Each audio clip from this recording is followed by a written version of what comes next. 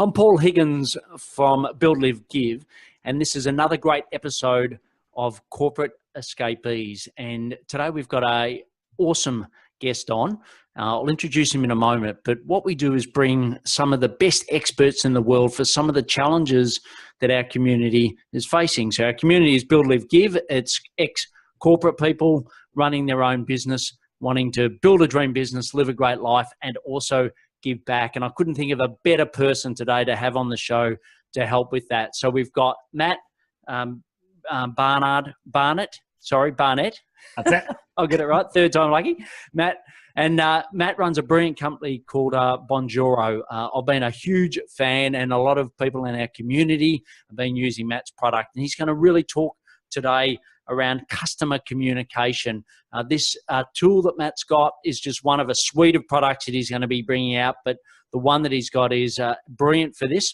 So what we'll do now is hand over to Matt. So Matt, just tell us a little bit about how you came up with Bonjoro.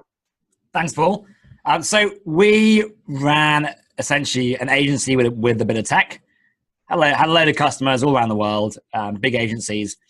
And getting through to leads is a challenge for all of us, as you know. I think with email kind of building up, open rates are dropping down. And so we thought, look, we are very strong on brand and culture. We're good sales guys. We're good with people. You know, we're good actors. And so I thought, you know what? I'm going to send a video to every single lead we ever get. So I'll be on the ferry. I live in Sydney from Manly, wind blowing in my hair. And we built a hack where it would ping me a message whenever we had a sign up. I'd do a video for that person. I mentioned their name and I mentioned the company they work for. So if it was, you know, Brian K from Ogilvy, I would do a message for Brian. I'd say, look, love Ogilvy. We already work with, you know, Coca-Cola and Budweiser, who I see you guys work with in the UK. Yeah, I'm based in Sydney. I will be in London in 6 weeks. Love to come in and, you know, pitch and talk to you. And then we'd put this into an email and send it off in a kind of roundabout way. And we tripled our response rates overnight. And the reason was, I mean, like, so looking back now in hindsight as to why it worked, you know, everyone would reply and they just say, like, this is hilarious. You guys have to come in.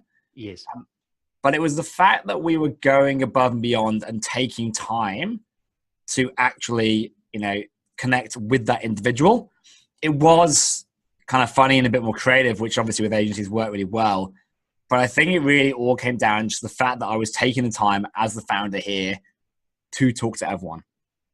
You know, long story short, one of their they asked if they could use it. One of our customers did, and we gave them the minimum viable product, which was a terrible piece of technology, but it kind of just about worked. And then they used it, and then one of their customers asked if they could use it. And, you know, we sat down over a beer one day, me and my CTO, and, yeah, the one thing you should never do when you start a company is try to start a second one. But we did that and never looked back. Brilliant. I thought you were going to say, while you're drinking beer, you shouldn't start another company. But no, that's when all companies start. That's normal. Brilliant. So what are some of the things that people really struggle with communicating with clients? I know that, you know, it's really hard to get into people's inboxes, as you said, and cut through the clutter and, you know, be really clear on their message. What are some of the things that you see that people really struggle with doing that? Yeah, I think it's a balance of how you communicate. So we've got communication super broad, you know, and in some instances, you know, I guess automated and kind of low touch point communication is good and it does work and it's important. In other cases, high touch works, you know, phone calls and coffee meetings. I guess maybe the challenge is the space in the middle where you want it to be personal, high touch, but also scalable, which has always been a challenge. You know, like you can't really scale coffee meetings. They take a lot of time, a lot of investment. So, you know, that's kind of where we start to hit a bit of a sweet spot with Bonjoro, is the idea of being able to scale something up, but still retain that personal touch, which, look, not every industry needs that, but, you know, especially services, especially new businesses, you know, the founders and the team behind the company is such a big part of selling and how you win, you know, clients. But scaling's hard. Always has been hard. Yeah. And what are some of the best examples you've seen of someone using your product Bonjoro? So we have. It's funny when you start a company where people can sign up online, you get things from all over the world. So the other night I saw a guy who is a musician and is traveling in, I think it was in Rio, and he was doing Bonjoros from the stage before the concert with his guitar. So he sent us one. It's just amazing. You know, we have down to we vets who do it, you know, with people's pets involved and send them out. But then obviously, you know, we have one founder of a company called Design Pickle in the States, where he got on and they were renewing their annual licenses for a whole bunch of users. And so I think he sat down for one day and did 200 rap songs for all of their annual customers. So he'd get their name and he'd do a 30-second rap. And the guy can't rap. He's terrible, but it was hilarious. And then he just said it loud. And he also like Facebook Lived it, but his customers were just blown away by the fact he did this. I mean, it was pure genius. Yeah, brilliant. So just so you know, listeners understand, it's effectively an app on your phone where it's got a great interface. You take video, and that goes straight through. So it's a really simple process. But why would someone use Bonjoro versus just using what's native on their iPhone or their Android? Yeah, so I think everything comes down to speed and effectiveness. So one of the main way really the Bonjoro does work is that if you're using a mailing list or a CRM, so, you know, a ConvertKit or MailChimp, all the way through to an Intercom or a Salesforce or a HubSpot, you can plug the app into that, and you can build rules as to when you want to do these one-on-one little messages to customers. So a very easy case, especially for a new business, is send one to everyone, whoever signs up, every lead that comes in. You plug that into your let's say your MailChimp. When that person signs up, we ping them into the app. We give you the person's name, and if they work for a company, the company they work for, we try and give you more information about them. You get a notification. You can open it up. You can do a video for that individual. It takes 30 seconds. And then you press send, you go back to work. Now, in the background, we compress the video, we upload it, we host it, and we email it out to that individual. So when they get the email, they get a very streamlined email. They click on the video, it opens up plays. And then at the end of the video, we have a call to action that directs that customer to take action, which might be to call you to book a demo, take the next step in your process. That's all branded up. That's all customizable.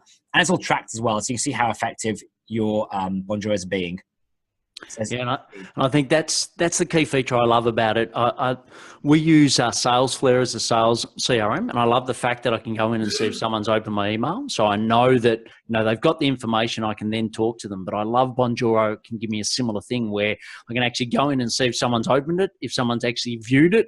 And it's funny, like sometimes you'll see people view it 5 times during the day and on what device, etc. And then you'll know that they're really engaged in it, and then you can connect whether you send them another one or send them a note. So I think it's brilliant. So every time someone comes into our BLG Boost membership, I get tagged, do a quick video. It's a great way to welcome people and send them in.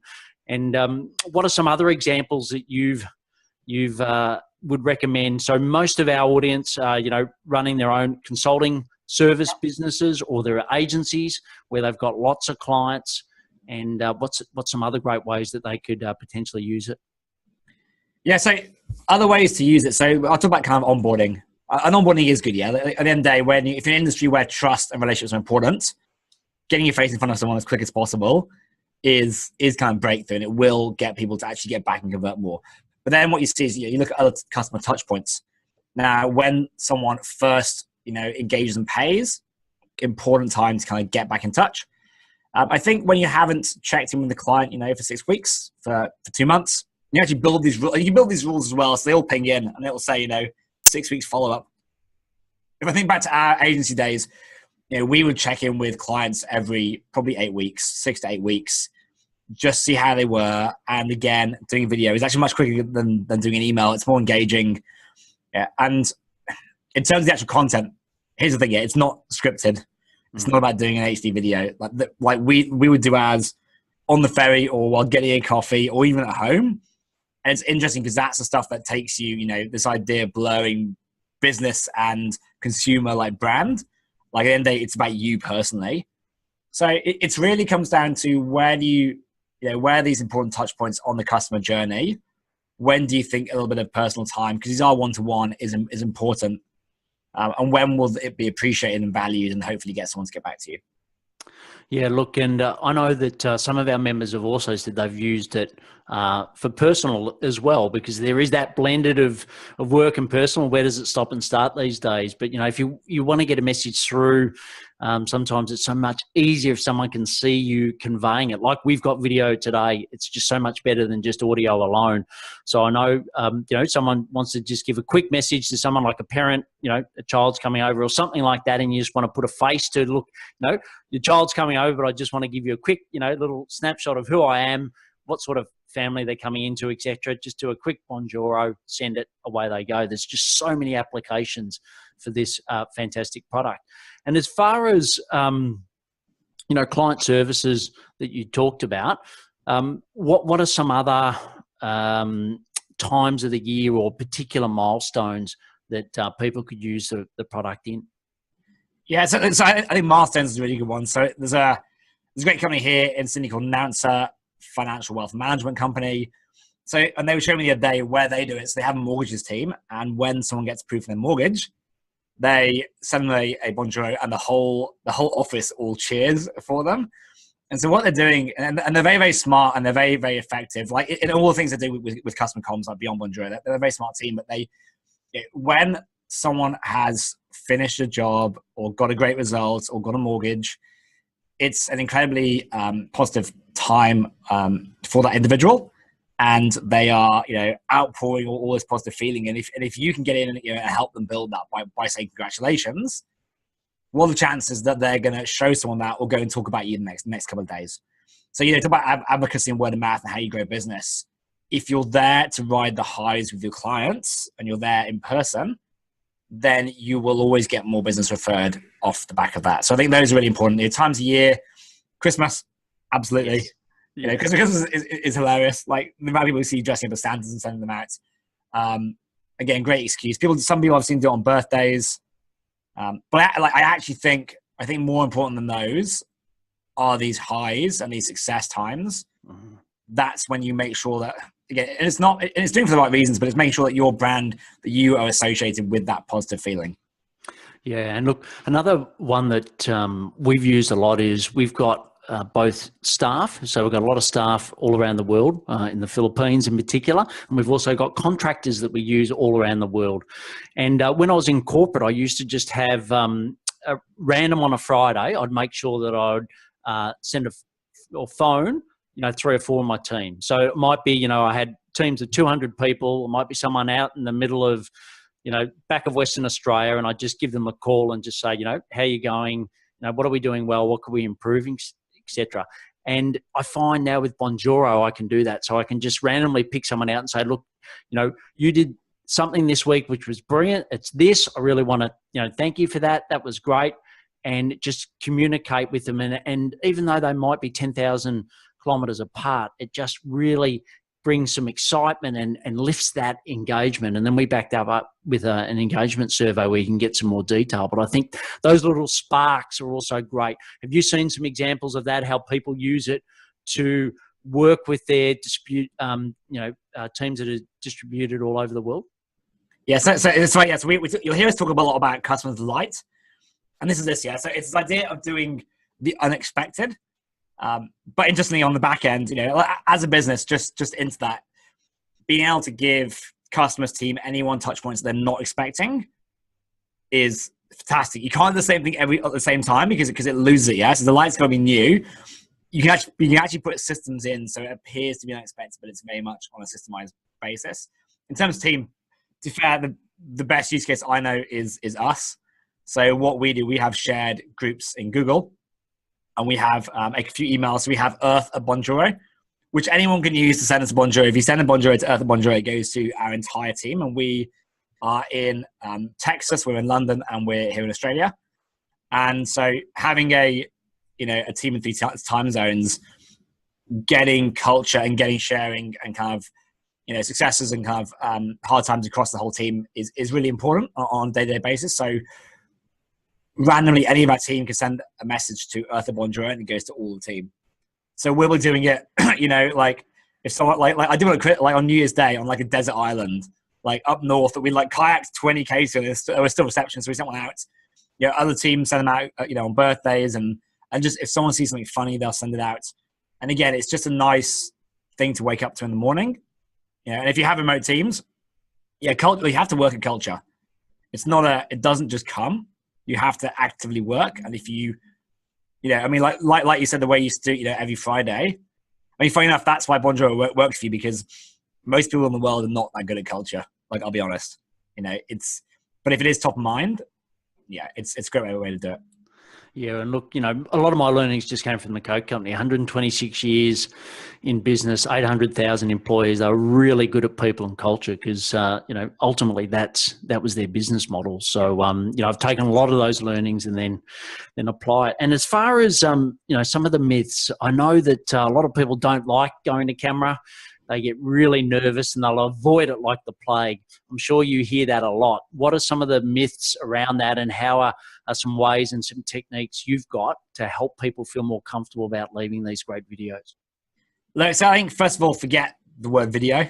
Like, so this sounds a bit counterintuitive, but again, when we think video, we think movies, we think HD, interviews, we think all that kind of stuff. I mean, like we're doing this interview here in the office because this is who we are. I think just be yourself. Saying this on a video, ultimately, if you think about it, is no different than talking to someone face to face, which we're all mostly fine with. So if you can talk to someone over coffee, why can't you send them a video? And I think the way to get more comfortable with it is to do it outside the workplace. So when you're in work, you're in a frame of mind that is work. If you do it in a coffee shop, it starts to, you know, mentally become more of a place where you normally talk to friends and family, and therefore you end up talking to a customer like friends and family, which is better anyway. Practice also is part of this. Like, you know, again, the way we'll use a video with us is they're doing many short little messages. So again, it's not like a production piece, and what that allows you to do is to practice. So very quickly, you don't have time to think and practice and worry about it. You get over it just because you're busy. And then, you know, that's when the good stuff starts to happen. So, you know, again, if you have a coffee with someone, you can send a video. You know, it's just you being you. No one really cares.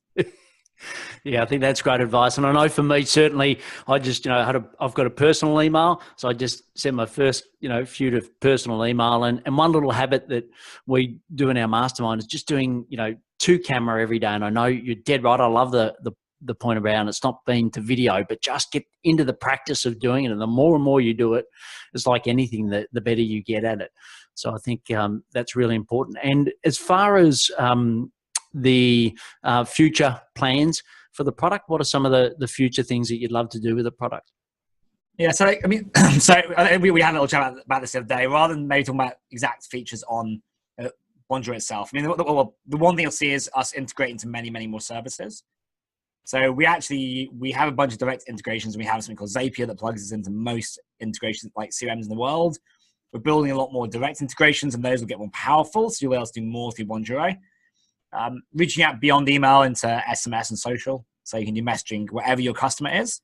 But I think, you know, our real aim, looking ahead, you know, 5 years, where are we going with this? It's this. We've always found this space where it's the ability to scale up the human interaction and the kind of one-to-one communication. And we have this tagline we use a lot, and it's that we help people automate processes but not relationships.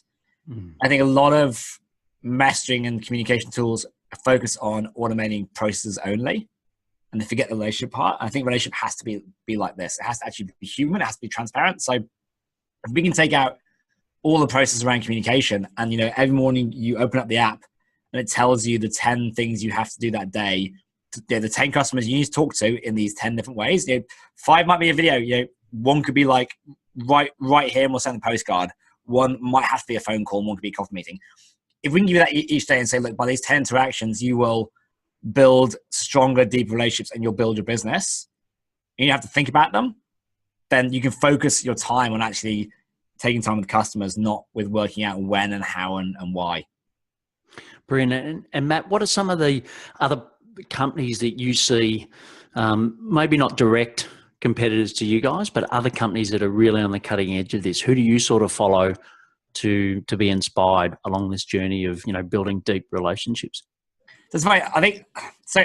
There's not so many technologies around this, like, I'll be honest, which is kind of why we've had the growth we've done.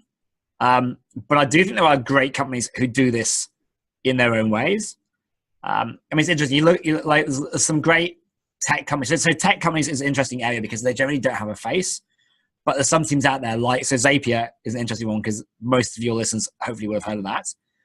If you ever talk to them, they have an awesome team and they're all remote from day one. Really good culture, and it comes through in everything they do, and they will take time with you. So the other day we're listed on Zapier. They created a whole new category for us called customer appreciation because it doesn't exist anymore. So it's what I'm saying. There's not many people in the area, but that was their idea, and they're just a great culture. You look at the kind of Zappos used to do it. Yes. They were famous for it, but they systematically delighted customers. So you try and find companies who systematically did it. They came across as off the cuff, but I promise you there's a system in place. In terms of technologies, it's kind of a hard one. Yeah, we're looking every day. Cultures, yes. I mean, there's a small one called Advocately who do NPS measurement. They kind of automate that for you, and when someone leaves you a good NPS score, they'll drive it to go and give you a review. It's probably not so much about the delight, but it's the art. It's measuring the effect of it. So NPS, anyone who's been in corporate will know NPS. It's still very, very relevant today. It's a great measure of this delight. It's probably the closest measure we have because if someone's satisfied, it goes beyond product. It goes to service, products and offering. If you can always keep that tracking up and just be aware of it, super important, yeah. And if you delight people, your NPS naturally goes up. Yeah, and I think certainly those that here in Australia with you might call up a major telco and you're not happy for their service, and then they always say wait to the end to rate me at the end and the NPS and whatever, and it's just. Yeah, I don't know about most people, but I certainly don't do that. Whereas, flip it the other way, like delight people and say, I know you've got this, and be proactive about it. And I think that's where Bonjoro gives an awesome ability to be more proactive. Like you said, delight people and surprise people. And I think that takes it out of the ho-hum of the way that we've currently done things. And just so most of, like you said, our audience knows Zapier, and Zapier is really just an awesome way of getting one platform to talk to another. So for example, we've got someone might enter into our sales CRM, and then that might task someone to do something within Asana, which is our project and task manager. That's an example. What are some great ways that you've seen Zapier and Bonjoro work together? So we use it internally for everything. We are Zapier guns by now. So we now track. So Bonjoro. So maybe interesting. Bonjoro has kind of viral element where if someone gets Bonjoro, we get some of our signups from that. So we were trying to find out what number of our signups come from people who've received Bonjoro versus just word of mouth and everything else. And we managed to use Zapier to basically put tags on and track where people come from Google Analytics into our CRM, so we can have better visibility over where people have come from. We run Zaps for when someone upgrades and pays. We'll also do Bonjoro for them. So generally, I'll do that as a founder. I'll welcome them on board as a paying customer. I see people zapping into all sorts. Email. Email is an interesting one. Like you can set rules that when you receive an email with a certain words in it. So, for instance, if you get an email every time you get a sale, or if a client project completion, if it says that in the title, you can create your actions in your CRM or in Bonjoro so that, whenever that email is received with that, we grab that email, you put it into Bonjoro, and you send a message back by video rather than email. It's it's a rabbit hole. You can go pretty deep in the stuff you can do. Yeah, brilliant. Excellent.